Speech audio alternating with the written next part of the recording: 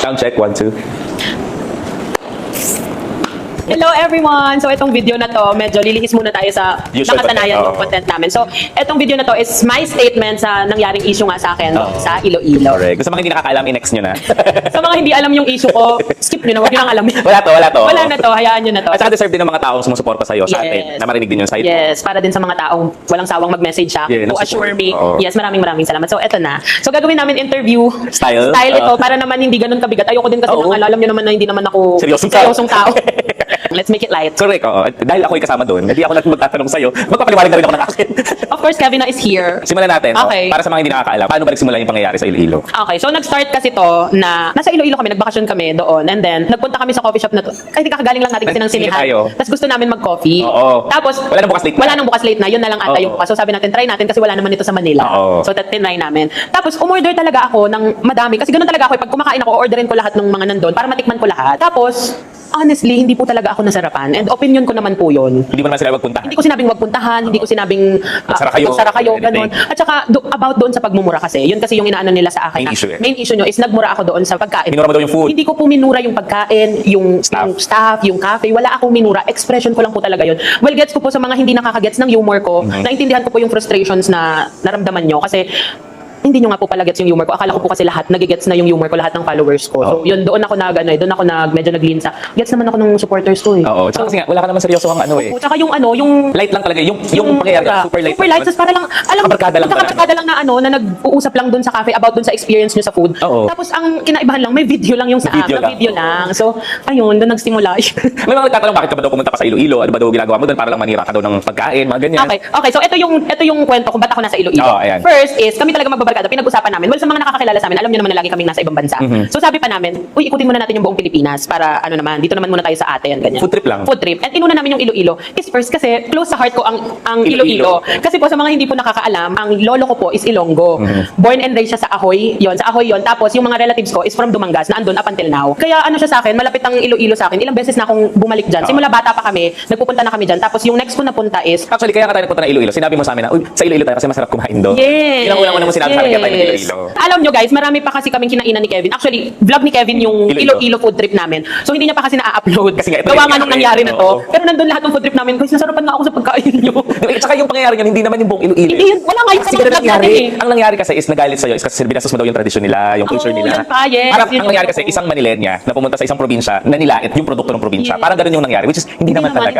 Hindi po ganun yung minimin ko doon sa video na yun. Ano lang po yun, hindi lang talaga ako nasarapan. And hindi ko po kiniklaim yung sarili ko na food Ayan, vlogger, oo. food critic. Literally, nagpo-food trip lang po ako. Tapos sinasabi ko lang po yung opinion ko. Yun lang naman po. Ang dami nang tatanong, para saan mo ba pinost yung video? Kasi out of nowhere nag-post ka ng ganun, di ba? Parang pinost mo ba daw yung video for clout? Pinost mo ba yung video para lang pagkakitaan? Pagkakitaan mo ba daw yung video? Kasi negative, ganyan, di ba? So bakit para saan ba ito pinost? Una sa lahat, hindi ko yun pinost para pagkakitaan. Kasi sa TikTok ko yun pinost. Sa TikTok, walang kita. Hindi ko yun pinost sa Facebook or even sa YouTube. Kasi sa YouTube, may May kita. kita. And even sa Facebook. Hindi, sa TikTok ko siya. And pinost ko siya kasi, guys, kung sa mga nakakakilala sa inyo sa akin, ever since, di ba doon nga ako nakilala? Oo, honestly. Doon ako nakilala. Tapos hindi naman ako talaga hindi naman yun yung lagi kong content. Alam niyo naman na gano'ng ka-random. Kahit tignan niyo yung TikTok ko, sobrang random ng lahat ng pinopost ko doon. So, random siya. Kahit hindi siya yung video na nagawa out of hate. Like, sobrang random talaga ng video. Nagtatanong ka lang saan tayo. Nagtatanong lang ako kung saan may masarap kasi hindi ko nga po nagustuhan yung doon sa coffee shop na yun. Oo. Nagtatanong ka parang kumbaga, saan ba dito yung kumbaga authentic Yes. product? Saan may masarap na pastry? Kasi Oo. nag-crave tayo nun sa pastry, I remember. Diba? Kaya lang sarado na yung Tios noon. Yung Tios Oo. yung balak natin eh. Uy, pinuntahan natin yun. Tapos sarado Sarado sila. na ulit, oh. Alam ng mga staff yun doon. Kaya Kasi nga nagtanong eh. pa tayo nun eh. Kasi kaya ka lang naman nagpo-post. Naalala ko ito nakwento mo sa akin. Kaya ka lang nagpo-post ng gano'n. Ang dalas natin mabudol sa TikTok.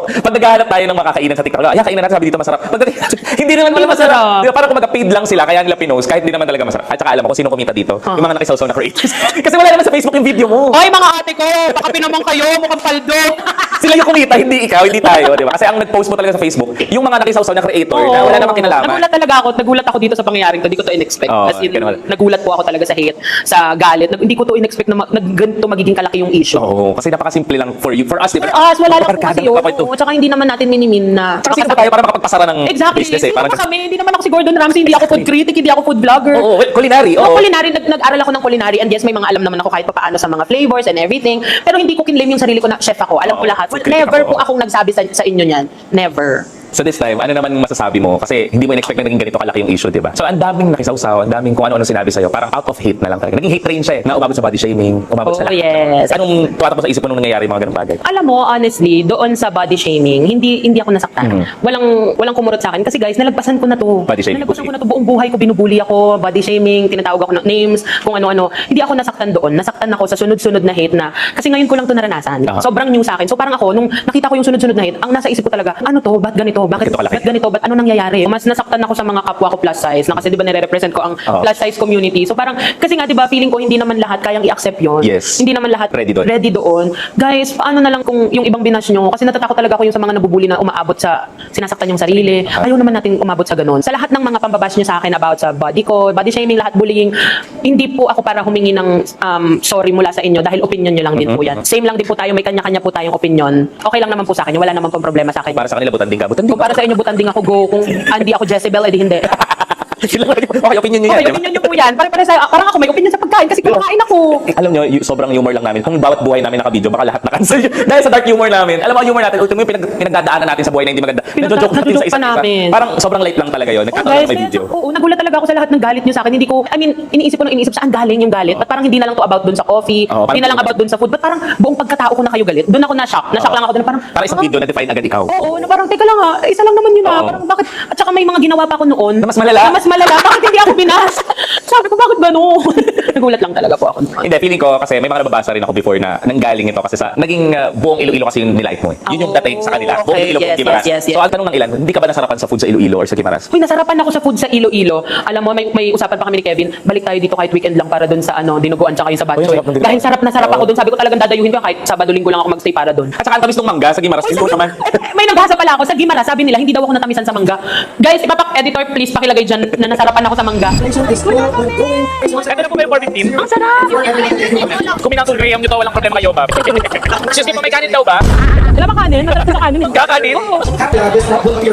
Ang hindi lang po ako nasarapan doon sa pasalubong. Oo, which is siguro luman. Oo, hindi ko po kasi alam baka luma na ba yun, nainitan. Tsaka sa brand lang na yun, ha? Tsaka brand lang na yun. Hindi ko po nilahat. Wala akong sinabing nilahat. Oh, tsaka doon sa video na nag-disclaimer ka. Yun lang ang naging kulang sa atin. No? Oo. Sa video na nakita nila sa TikTok mo. Wala tayong Walang disclaimer. Kasi halos sa lahat ng mga videos ko naman, sa pag nagpo-food trip kami, lagi ko naman sinasabi na, guys, kanya-kanya tayong panlasa dito, pwedeng masarap sa akin, pwedeng sa inyo, hindi, or vice versa, ganon. So, etong video lang talaga to, hindi ako nakapaglagay. Kasi diba sa TikTok, saglit lang naman ang videos. Diba, kung napapansin nyo, mga TikTok videos ko, saglit lang. At saka, ang akala ko, kilala ko lahat ng followers ko na maiintindihan nila yung humor ko. Oo. So, hindi ko in-expect talaga na lalaki to ng sobra. Na mabigat pala yung mabibitawan. Yes. Oo, para sa ilan. Yes, para sa ilan. Guys, ito pa. Sinasabi niyo di ako nasarapan sa mangga. Sa Guimaras. Alam niyo ba 30 kilos ang binili ko, inuwi ko dito sa Manila. Hirap na hirap ako dahil ako yung nagpakargo. Kami dalawa nagpakargo. Siya kasi kulang ka sa bagahe. Full load yung... Diyos ko, sa 6 na box yun. 6 na box yun, 30 kilos yun. Sabihin niyo di ako nasarapan doon sa mangga. Alam mo, okay ako mag-call out sa akin. Mas gusto ko yun. Mas Call out matutuwa ka ako kasi. noon. Parang, ayo nga, dapat hindi ko ginawa yun, dapat ganito. Kaso tinurn niyo siya into body shaming, into hate. Tapos ang dadaming mga hurtful Comments. words. Tsaka mga adominem. Wala nang connect sa Alam ko, nangyari. pinaka na-bother ako. May mga nag-message sa akin na magpakamatay ka na, mag-suicide ka na. So parang, hoy, paano niyo nasasabi sa tao yun? Guys, hindi ako pumatay ha. Hindi lang ako nasarapan doon sa pagkain. Hindi ako pumatay. Wala akong sinaktan na kahit na anong nilalang. Hindi ako Nagulat ako, wag kayong ganun. Hoy, sa lahat ng, kung may iba pang mababash, guys, wag naman kayong magsalita ng ganun. Kasi what if sundin kayo? Hindi kasalanan niyo mga yun. Ano ba kayo? Okay. This time, tingin mo ba may pagkakamali ka dito? Tingin mo ba may pagkakamali tayo dito? May pagkukulang. May mga pagkukulang naman talaga kasi first hindi tayo nag-disclaimer. Hindi ako nag-disclaimer. Tapos hindi ko talaga in-explain kung ano yung hindi ako naging constructive doon sa ano ko. Kung ano yung feeling mo kulang. Feeling kong kulang Panlasa sa panlasa ko. Yun yung pagkukulang ko doon. And yun ang hihihingi ko po ng pasensya sa mga taong nasaktan ko, especially sa mga chefs, sa mga barista, sa mga servers, and sa owner na din po nung cafe na yon. Pasensya na po kayo kung yun po yung naramdaman nyo na ipinahatid ng video ko. Hindi po talaga yun. Hindi po yun yung minimin ko. Ang gusto ko lang po is ibigay lang yung feedback ko na hindi po ako nasarapan doon sa food, sa mga natikman ko, pero hindi po para pasamain. Hindi ko po hiniling ever na may magsarang restaurant just because of my feedback. Hindi ko ever hiniling na may mawalan ng trabaho dahil lang sa hindi ako nasarapan. Kasi nasa industriya din po ako ng food. Kasi nga po, di ba, nag-culinary ako. So, alam ko din po kahit paano yung hirap niya dyan, kung paano ginagawa, yung hirap sa kitchen. Alam ko rin naman po yun. So, yun po ang hihingi ko ng pasensya sa inyo na nagkulang ako ng kung paano ko dineliver din, kung paano ko siya sinabi. Siguro doon po na parang pakiramdam nyo na bastos ko yun. Hindi ko po minimin na bastusin kayo. Yun lang naman po yung ano ko. Gusto ko lang sabihin kung ano yung totoong nalasahan ko. Pagbabalik po ang tunay. Ay, sorry, akala ko si Boy Abunda na ako. Hindi, ako rin. Hihingi rin ako ng sorry kasi alam ko may pagkakamali at pagkukulang. Yes. Pasensya na po kung ang bibig ko po ay talaga medyo hindi po okay sa mga lahat. siraan na At saka alam mo, hindi ko po in-expect na ganun na pala kalaki yung reach. Yun nga eh, oo. Na hindi ko in-expect po talaga na ganun na may maaapektuhan na May pala. voice, May may voice na voice. pala ako. Oo. Hindi ko po talaga, wala po talaga sa utak ko yun. Ang utak ko lang is Mag-vlog, mag-vlog, that's it. kumain. Kung di nasarapan, hindi nasarapan. Oo, nasarapan, okay. Ganun lang. Pero hindi ko talaga in-expect na ganyan na pala yung Reach nitong nitong platform. ginagawa ko. Oo. So this time, ngayon po, sa akin din, ang pagkakamali ko rin is nagkulang rin ako magpaalala na, uy, medyo malaki-laki na yung reach mo. So parang sa akin, isa na rin to sa mga wake-up call ko sa akin na magsasabi rin ako sa'yo whenever. Kasi ako hindi ako nakikialam sa content niya kasi creator siya on her own eh. Ba't ko papakailaman, di ba? That's her content, di ba? Hindi ako para manghimasok sa kung anong gusto mong gawin. Pero this time, bilang kaibigan mo, syempre gusto ko naman, dun sa mas mapapaayos tayo pareho. Pare-pareho, di ba? So yun naman ang pagkukulang ko, yung sense of responsibility bilang kaibigan mo at bilang content creator mo rin. Yun naman ang akin. Grabe. Magbabalik po. Actually, sorry. Okay, so, ito tanong namin lahat to eh. Kahit ako tanong ko to. Saan ka pinaka nasaktan? Kasi I'm sure naka-apekto sa'yo to. Oo naman. Pinaka nasaktan ako is yung sunod-sunod na hate nga. Hindi ko talaga in-expect. Nagulat ako na biglang ganon. Yung parang bakit sunod-sunod yung hate? Bakit parang galit na galit? Oh, parang ang lalim nung Parang ang lalim nung galit. Parang noon palang galit na. Doon ako nasaktan. Ewan ko ba, bakit din ako nasasaktan para sa ibang tao na mga kasing size ko? Kasi nga pumasok na ang body shaming. Yes, sir. So nasaktan ako na parang sana hindi sila ganito. Tsaka nakakaawa yung mga, nakikita ko sa may nagko-comment na kapwa mo plus size na, ako pala ako hindi naman ganyan, na lumalaban din sila. Kasi parang in-stereotype nyo naman, porque pag malaki, wala na panlasa. So this time, ano namang lesson ang natutunan mo sa pangyayaring to? Kasi syempre, ang lesson na natutunan ko dito is, syempre, maging careful na sa words na gagamitin ko. Especially now, kasi ganun na nga pala yung nare-reach ng videos ko. Platform mo pala Yung platform ko is mas magiging constructive na ako sa mga sasabihin kong mga feedback, sa mga kakainin ko. So, hindi ko po pabaguhin yung sarili ko. Ganun pa din, magiging honest pa din po ako. Pero, mas i-explain ko naman ng buo yung nalasahan ko. Kasi doon sa video, ang sabi ko lang, hindi masarap and matapang. That's it. That's it. Totoo naman po yung mga nakita kong ibang mga nagsabi na sana sa susunod ang sabihin mo is sana ito mas dagdagan ng ganito, bawasan ng ganyan. Which is better naman talaga. Nakikinig po ako sa mga nagme-message sa akin na kung paano maging better. Pero doon po sa mga nagsasabi na magpakamatay ka na, sorry po, hindi ko kayo papakinggan. Ako naman natutunan ko dito, maging mas fair ako. Maghahanap na rin ako ng positivity, hindi lang negativity. Kung may negative, i-equalize ko with positivity. Oo, ganun gagawin ko. Parang kumbaga fair tayo. Halimbawa, hindi ako nasarapan sa food, but yung service is good. So yun na lang. Parang kumbaga sa akin is maghahanap ako ng positive sa every situation. Yun ang natutunan ko this time. Kasi this time naman, nagbigay ka ng message. Message mo doon sa cafe. Ang message ko doon sa coffee shop, wala po akong masamang intensyon doon sa sinabi ko, doon sa naging review ko. Hindi po para murahin ko kayo, hindi po para murahin ko yung pagkain or lahat ng staff doon. Hindi po yun yung intention ko. Kung yun po ang sa tingin nyo, ang naging intention ko is, pasensya na po kayo kung hindi po ako hindi ko po mas na-detalye ng buo, yung buong video. Kaya po baka na-misinterpret po nating lahat. Pero hindi ko po para sirain yung 20 years na po yung business nyo. Hindi ko din po talaga in-expect na kaya ko bang magbasara ng negosyo. Hindi po. Never ko pong hihilingin na kahit kanino pa man yan na may magsaradang dahil lang sa akin. Ayaw ko naman po ng ganun. Siyempre mas gusto ko po yung alam kong mas nakatulong ako sa inyo, mas lumago kayo ng dahil dun sa feedback ko. Saka sana po bati-bati na po tayong lahat. Okay, this time naman, message mo sa mga Ilonggo. Aminin natin, ang daming nagalit sa'yo Ilonggo. Yes, And kung yes. pumunta tayo doon, sobrang welcome tayo. Eh. Oo. Sobrang happy sila makita ka. So anong message mo sa mga Ilonggo? Sa mga Ilonggo po, unang-una po, hindi ko po binastos ang culture ng mga Ilonggo. Hindi mo intention. Hindi ko intention bastusin ang culture nyo. Hindi po ako pumunta doon para lang siraan yung pagkain. Message mo naman sa mga creators, ito sa mga creators and personalities na naglabas din ng mga comments nila against you. Or even just about you, against man or hindi. Nakisali, nakisawsaw, or naglabas sa salobin nila through social media dahil sa issue mo. Kasi opinion din naman nila yon. Sarili din naman nilang karapatan yon kasi nga baka gusto din nila akong matuto. Sa mga content creators na mga nagsalita, sa mga constructive yung mga kinontent, thank you po kasi may mga natutunan po ako sa mga sinabi nyo, sa mga napanood ko. And sa mga content creators din or sa mga iba pang nag-post na parang galing sa hate, it's okay.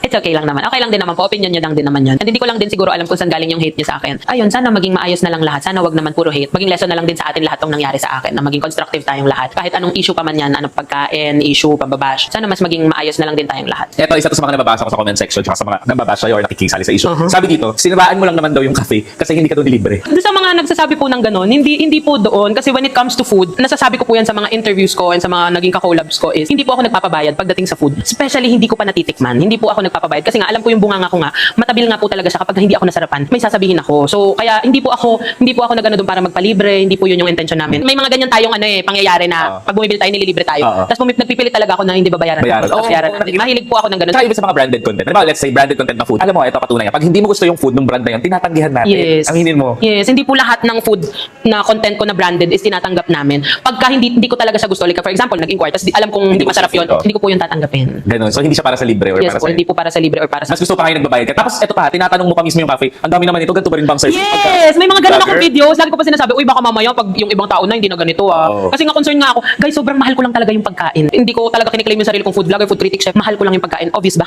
Well, why not?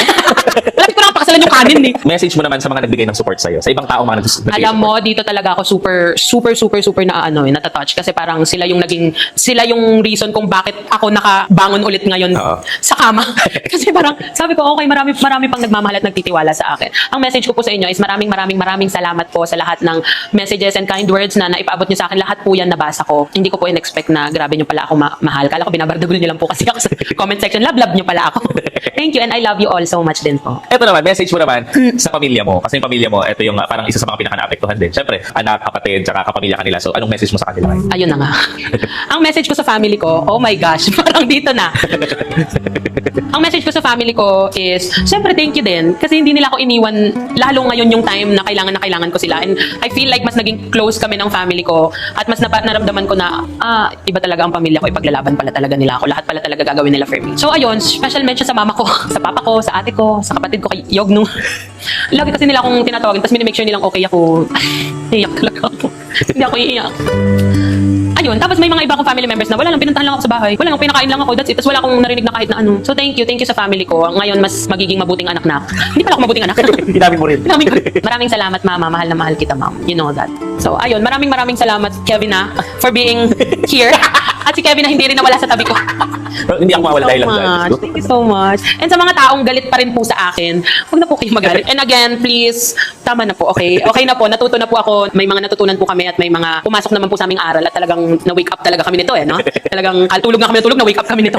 Maraming salamat pa rin po sa mga nagtitiwala sa akin and sa mga manonood pa sa mga future naming gagawin. Yes. And I love you all po. Bati-bati na po tayo. Let's spread love. So, ayun lang guys. Ito na ang una't huling beses na magsasalita kami about sa issue na Yes, to. yes. Sana matapos na. Sana magbati-bati na tayong lahat. Sa mga susunod pa, abangan nyo po ang aming mga susunod na adventures. Yes. At syempre si Kevin na mag-upload siya ng Iloilo food trip namin after nitong Bukas, vlog naka-upload na to. na, Oo. So, panoorin nyo naman po yung para naman hindi nyo sabihin galit na galit ako. Yun, teka lang ha, mag-disclaimer lang ulit ako. Hindi po yan kasi sabihin ngayon, ilalabas yan kasi pambawi. Yung Hindi. nauna pa po yun, bago pa yung coffee shop. Yes, kasi yung coffee shop parang pauwi na tayo nun eh. Tayo sa mga vlogs natin eh. Yes. So yun, yung posting ko bukas, o yung nakapost sa YouTube ko, matagal na po yan, even before the cafe Yes. situation. Parang mga second date pa natin yun sa Yes, Iloilo. so bago-bago pa lang tayo. Anyways, excited ako sa mga vlogs natin susunod sa mga Yes. adventures. So ayun guys, maraming salamat ulit sa inyo at sana wag kayong magsasawang mahalin kami ni Kevin na Yeah. at unawain. Siguro yun ang hihingi namin sa inyo, Yeah, unawain nyo na lang po kami. Kasi tao rin po kami, Oo, nagkakamali. Lahat po tayo nagkakamali. Correct. And ayun lang po. Yo! Bye!